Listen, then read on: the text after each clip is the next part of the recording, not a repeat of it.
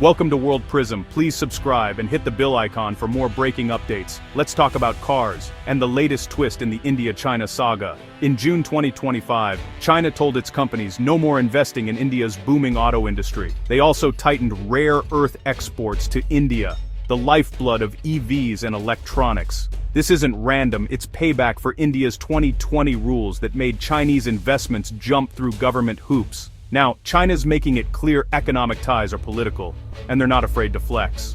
India's auto sector, on the verge of an EV revolution, just hit a major roadblock. China's message: your electric dreams depend on our materials, and we control the tap. The stakes? Billions in investment, jobs, and India's ambitions as a global manufacturing powerhouse. To truly grasp the impact of recent events, you have to look at the complex and ever-evolving trade relationship between India and China. It's a story that goes far beyond simple imports and exports, one that's shaped by history, politics, and the ambitions of two rising giants.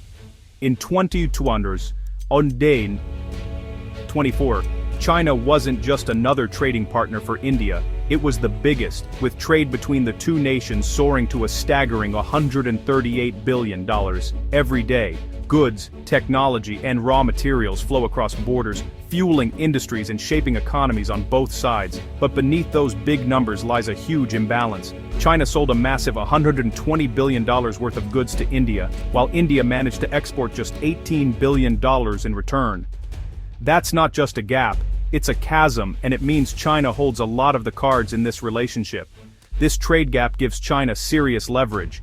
Indian factories rely heavily on Chinese machinery, electronics, and components.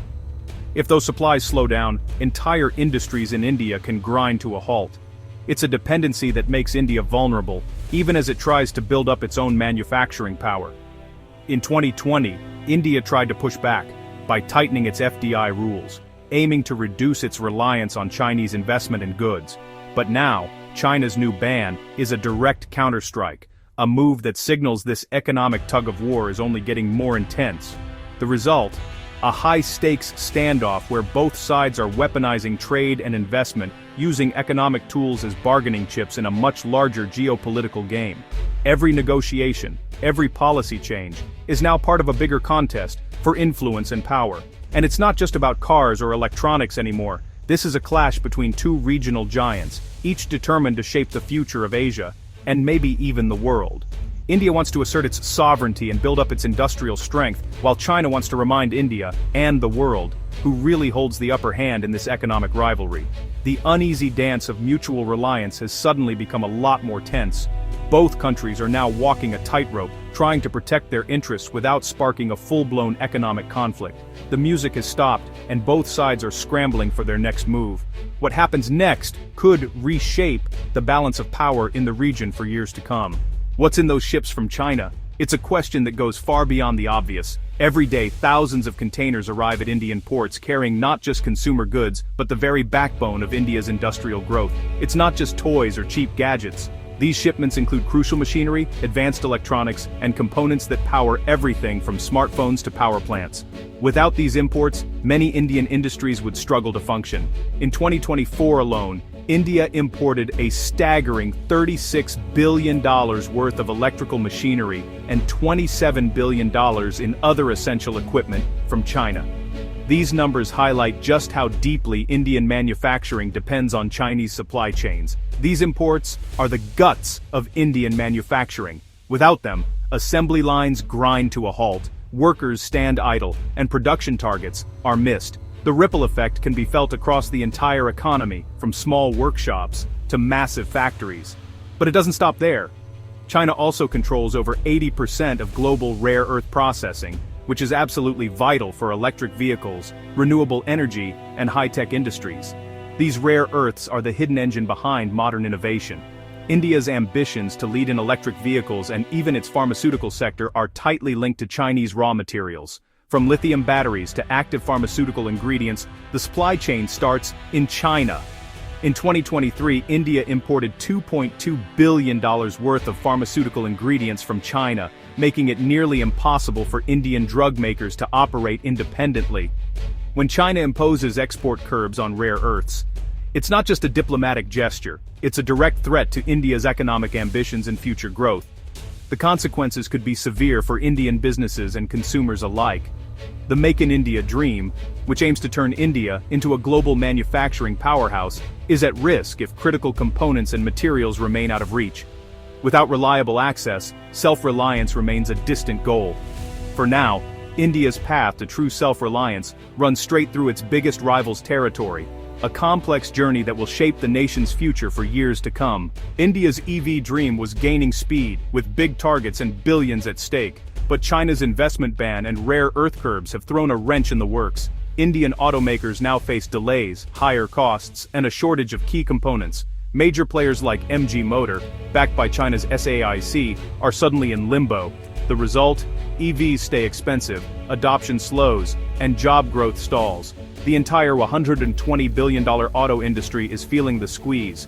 For Indian consumers and workers, the electric future just got a lot more distant, all because of a geopolitical power play far from the showroom floor. India isn't giving up, it's scrambling for alternatives. The government is urgently seeking new rare earth suppliers from Australia to the EU.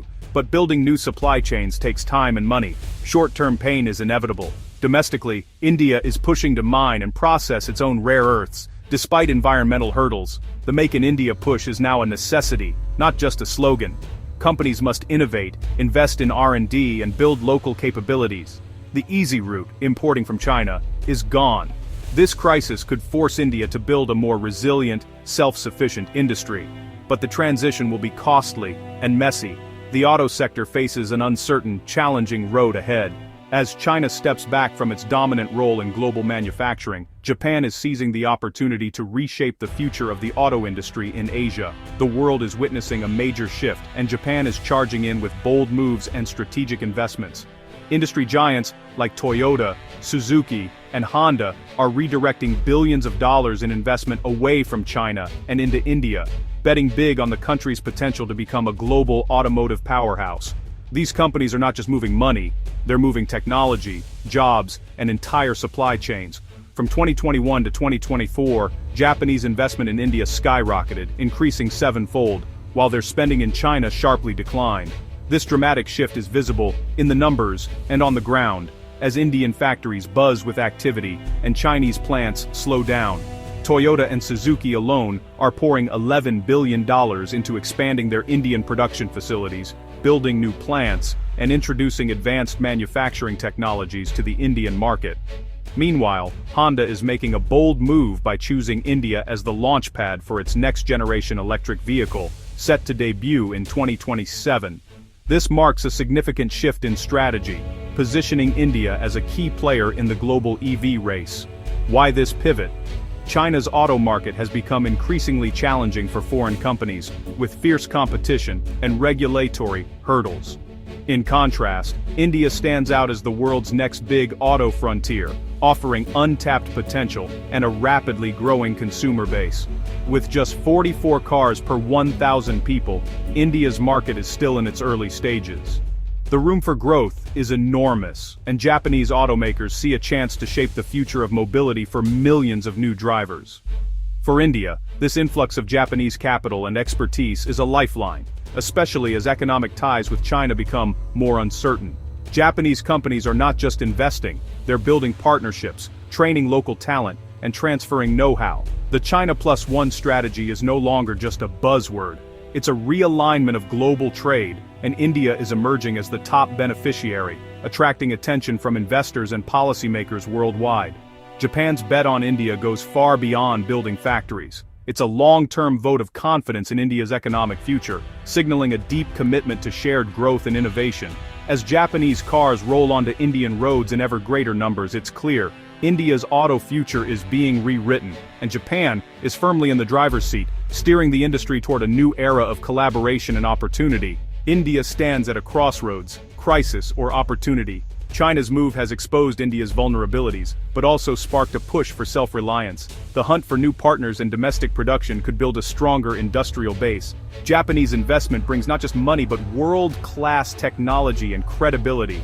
India already exports millions of vehicles. With the right moves, it could become a true global hub. The choice be a victim of geopolitics or build an independent auto superhighway. The journey will be tough, but the rewards, jobs, growth, and global clout are huge. China's roadblock might just be the map to India's next big leap.